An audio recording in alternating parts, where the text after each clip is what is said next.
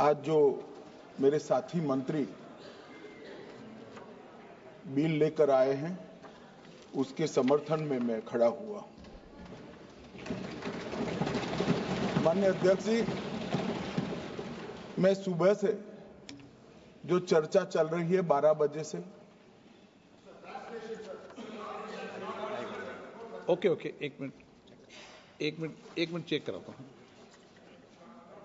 हाँ एक second check कराता हूँ। सेकंड में करा रहे हैं, चेक करा रहे हैं। माननीय अध्यक्ष जी, 2 मिनट लगता है कभी। सुबह से जो चर्चा चल रही है उसको मैंने बारीकी से सुना है। मुझे लगता है या तो निर्दोष भाव से या तो राजनीतिक कारणों से ढेर सारी भ्रांतियां कई सदस्यों के मन में भी है और कई सारी भ्रांतियां सदन के माध्यम से, आपके माध्यम से पूरे देश भर में फैलाने का प्रयास भी हो रहा है। बिल पर चर्चा का जवाब तो माननीय रिज्जू साहब देंगे। मैं कुछ बातें यहां रखी है, इसको मेरी समझ के हिसाब से क्लैरिफाई करने का जरूर प्रयास करूंगा। 2001 से 12 के बीच 2 लाख करोड़ की वक्फ की संपत्ति निजी संस्थानों को हस्तांतरित कर दी 100 साल की लीज पर। मान्यवर, बेंगलुरु में उच्च न्यायालय में बीच में पढ़ना पड़ा, 602 एकड़ भूमि को जब्त करने से रोकना पड़ा।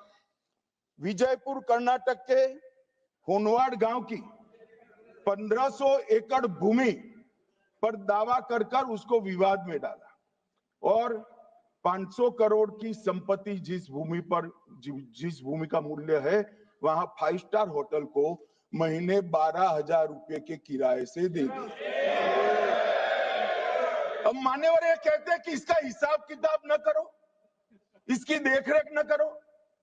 भाई ये पैसा जो है देश के गरीब मुसलमान का है, ये गन्ना सोटों की चोरी के लिए नहीं, ये इसको रोकने के लिए। और इनके जो ठेकेदार बैठे हैं मान्यवर, ये यहाँ गरज कर बोलते हैं, कुछ तो समझे बगैर बोलते हैं, कुछ समझ कर बोलते हैं। उनको लगता है कि इससे हम जीत जाएंगे।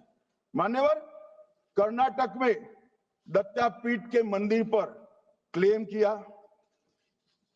तालीपरंबा 75 साल पुराने एक दावे के आधार पर 600 एकड़ जमीन का दावा किया और ईसाई समुदाय की भी ढेर सारी जमीनों पर कब्जा कर लिया गया। मान्यवर, आज देश के कई गणमान्य चर्च और चर्च के समूह वक्फ बिल का समर्थन कर रहे हैं। उनको लगता है कि इसका विरोध कर हम मुस्लिम भाइयों की सिंपैथी जीतकर अपनी वोट बैंक पक्का करेंगे, उसमें कोई फायदा नहीं होगा अखिलेश। इसलिए कि 4 साल में मुस्लिम भाइयों को मालूम पड़ जाएगा कि कानून तो उनके फायदे में है। और इसके साथ ये दक्षिण के सारे जो सांसद बोल रहे हैं, अपनी अपनी कॉन्स्टिट्यूएंसी में सारे चर्च को मान्यवर नाराज कर रहे हैं, उनको पता नहीं। सारे चर्च को नाराज करें, सारे चर्च ने रिजोल्व किया है कि हम खिलाफ इसका हम समर्थन करते हैं। मान्यवर, तेलंगाना में 66,000 करोड़ की 1700 एकड़ जमीन पर दावा कर दिया। असम में मोरीगांव जिले की 134 एकड़ भूमि पर दावा हुआ। बिहार का मैं लालू जी के कोर्ट के साथ बाद में बताता हूं। गुरुद्वारा से संबंधित हरियाणा की 14 मरला भूमि को वक्फ को सौंप दिया और मान्यवर, प्रयागराज में चंद्रशेखर आजाद पार्क को भी वक्फ घोषित किया। और मान्यवर, महाराष्ट्र के वडानगे गांव में महादेव की मंदिर पर दावा किया और बीड में कंकलेश्वर मंदिर की 12 एकड़ जमीन वक्फ बोर्ड ने जबरन ले ली। मान्यवर, ये सब जब जो चल रहा है, इसमें आज भी मैं स्पष्ट करना चाहता हूं, वक़्फ़ जो कि मुस्लिम भाइयों की धार्मिक क्रियाकलाप और उनके बनाए हुए दान से ट्रस्ट है, उसमें सरकार कोई दखल करना नहीं चाहती है। मुतवल्ली भी उनका होगा, वाकिफ भी उनका होगा, वक्फ भी उनका, परंतु वक्फ की संपत्ति, इसका रख रखाव ठीक से हो रहा है नहीं। वक्फ का संचालन कानून के हिसाब से हो रहा है, निजी उपयोग के हिसाब से। सैकड़ों साल पहले किसी बादशाह ने दान किया, हमारी भाषा में कहो तो धर्मादा किया। अब इसकी संपत्ति को आप 12,000 रुपये में 5 सितारा होटल बनाने के लिए दे देते हो, ये उचित है क्या? भाई वो पैसा गरीब मुसलमान के कल्याण के लिए करिए, तलाकशुदा महिलाओं के कल्याण के लिए करिए, जो अनाथ बच्चे हैं उसके कल्याण के लिए करिए। मान्यवर, ये करने की जगह बेरोजगार मुसलमान युवाओं के लिए स्किलिंग का काम करिए। लाखों करोड़ों रुपए की भूमि मान्यवर, और इनकम 126 करोड़ रुपया। रेलवे की जितनी जमीन है, जिसमें हजारों करोड़ लाखों करोड़ का रेलवे का कारोबार चलता है, इतनी भूमि वक्फ के पास है और इनकम 126 करोड़। मान्यवर कहते हैं कि इनकम का क्या उद्देश्य?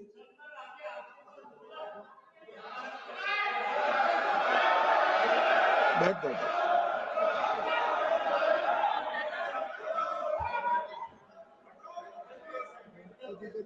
मान्यवर, मैं दादा की टेंशन समझ रहा हूं, ये बंगाल के मुसलमान भी सुन रहे हैं, तो उनको टेंशन होना स्वाभाविक है। मान्यवर, लालू प्रसाद जी, आज आरजेडी के सारे सदस्य बोले, जब 2013 का अमेंडमेंट आया, मैं लालू जी का तो पूरा पढ़ना चाहता हूं, बाकी सदस्यों का सिर्फ टोकन पढ़ूंगा। लालू जी ने क्या कहा? मैडम, सरकार जो यह संशोधन विधेयक पेश किया है, सरकार की पहल का हम स्वागत करते हैं। शाहनवाज हुसैन जी और अन्य माननीय सदस्यों ने अपनी बातों को यहां रखा, मैं उसका समर्थन करता हूं। आप देखिए, सारी जमीनें हड़प ली गई है, चाहे सरकारी हो या गैर सरकारी। वक्फ बोर्ड में जो काम करने वाले लोग हैं, उनके द्वारा सारी प्राइम लैंड को बेच दिया गया है। पटना में ही डाक बंगले की जितनी प्रॉपर्टी थी, सब पर अपार्टमेंट बन गए। इस तरह की काफी लूट खसोट हुई है। हम संशोधन विधेयक तो आपको अंत में लाए हैं, समर्थन करते हैं, लेकिन मैं चाहता हूं कि भविष्य में आप कड़ा कानून लाइए और ये जो चोरी करने वाले लोग हो, उनको जेल की सलाखों के पीछे। अब सब लालू प्रसाद की इच्छा इन्होंने तो पूरी नहीं की, नरेंद्र मोदी जी ने पूरी कर दी। ये लालू जी ने कहा था, एक कड़ा कानून लाइए। मान्यवर शरीफुद्दीन शरीफ, उन्होंने कहा, मंत्री जी समझते हैं कि शायद इससे मुसलमानों का वोट मिल जाएगा, लिहाजा मुसलमान लोगों ने भी खुद ही तबाही मचाई है, इसलिए मैं गुजारिश करूंगा कि इसके लिए आप सख्त कानून बनाइए, उनके हाथों में हथकड़ियां पहनाइए और जो उनके कब्जे किए हैं वो जमीनों बेचकर गरीब और तलाकशुदा मुस्लिम बहनों का कल्याण करिए। इसके बाद श्री हमीदुल्लाह सैयद लक्षद्वीप से थे, उनका भी इसी टोन का भाषण है। और मान्यवर, मैं आज की बात नहीं कर रहा हूं, 2013 का जो बिल कांग्रेस पार्टी लेकर आई, इसके विरोध में इनके समर्थकों ने जो कहा था, मान्यवर ये है। और क्या होगा भाई इससे? पारदर्शी ऑडिट होगी, आज ऑडिट ही नहीं हो रही। रिपोर्ट ऑनलाइन जमा करने की सिस्टम नहीं है, वो होगी, रिपोर्ट देनी पड़ेगी, बैलेंस शीट जमा करनी पड़ेगी, ऑडिट होगी, कैग के रिटायर्ड ऑफिसर ऑडिट करेंगे और मान्यवर पारदर्शिता आएगी। इससे क्यों डरना चाहिए किसी? पारदर्शिता से क्यों?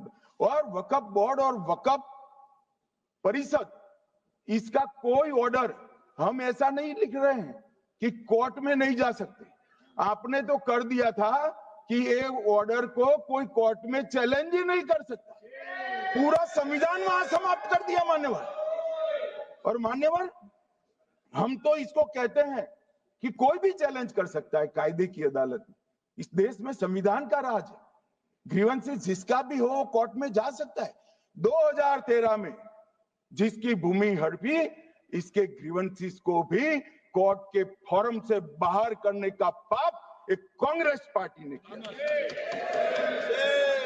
मान्यवर, एक अफवाह और फैला रहे, प्रोस्पेक्टिव इफेक्ट से आ रहा है। मैं स्पष्ट कर देना चाहता हूं, इस सदन में बोलने के वक्त जिम्मेदारी के साथ बोलना चाहिए। अगर ये कानून का पहला पेज और तीसरी तक धाराएं भी पड़ी होती तो इसमें स्पष्ट लिखा है, ये कानून का अमल जिस दिन पारित होने के बाद भारत सरकार नोटिफिकेशन बाहर निकालेगी उस दिन के बाद होगा। मतलब रिट्रोस्पेक्टिव इफेक्ट नहीं है, मगर मुस्लिम भाइयों को डराया जा रहा है कि रिट्रोस्पेक्टिव इफेक्ट से आएगा। मान्यवर, ये कह रहे कलेक्टर क्यों रखा है?